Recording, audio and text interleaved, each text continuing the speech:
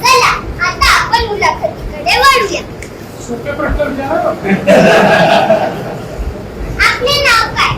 माझं नाव देवेंद्र सरिता गंगाधरराव फडणवीस.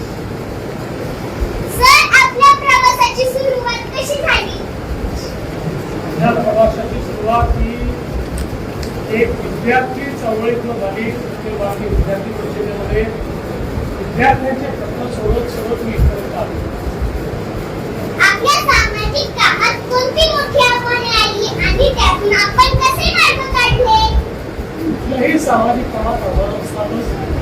जेव्हा तुम्ही समाजाकरता काहीतरी करायचं असतं त्यावेळी प्रत्येक ठिकाणी जी व्यवस्था असते ती आपल्याला बदलावी लागते. व्यवस्था बदलताना त्याच्यामध्ये अडचणी येतात.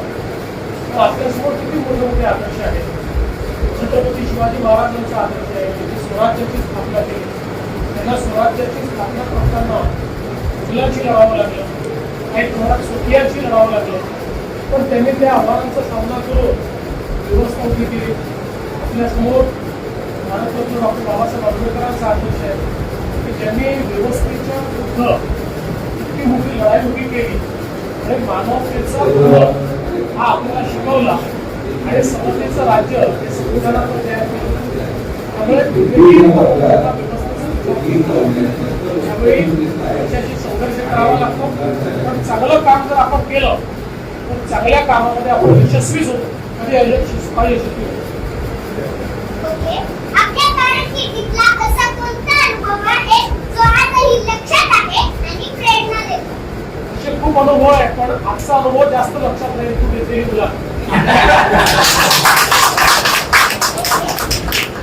आजच्या डिजिटल युगात आपण शिक्षण क्षेत्रात कोणते बदल करू इच्छिता? मला असं वाटतं की डिजिटल शिक्षण खूप महत्वाचं आहे आणि आज या शाळेमध्येच एक अतिशय सुंदर डिजिटल लॅबचं उद्घाटन केलं.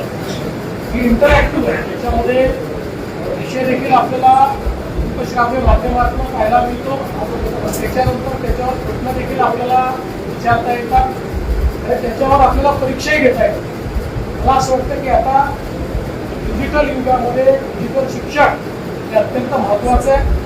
प्रत्येकाकरता डिजिटल शिक्षणामुळे शिक्षणाची दारं उघडलेली आहेत. जगातली कुठली गोष्ट ही आता आपल्याला शिकता येते. त्यामुळे मला असं वाटतं की आपल्या शाळेतले आता जे डिजिटल लॅब आहे तुमच्यापैकी प्रत्येकाने या डिजिटल लॅबमध्ये जाऊन डिजिटल शिक्षण घ्यायचं. थँक्यू सर, तुमचा मौल्यवान वेळ दिल्याबद्दल खूप खूप थँक्यू. धन्यवाद. थँक्यू. तुम्हाला मौल्यवान वेळ दिल्याबद्दल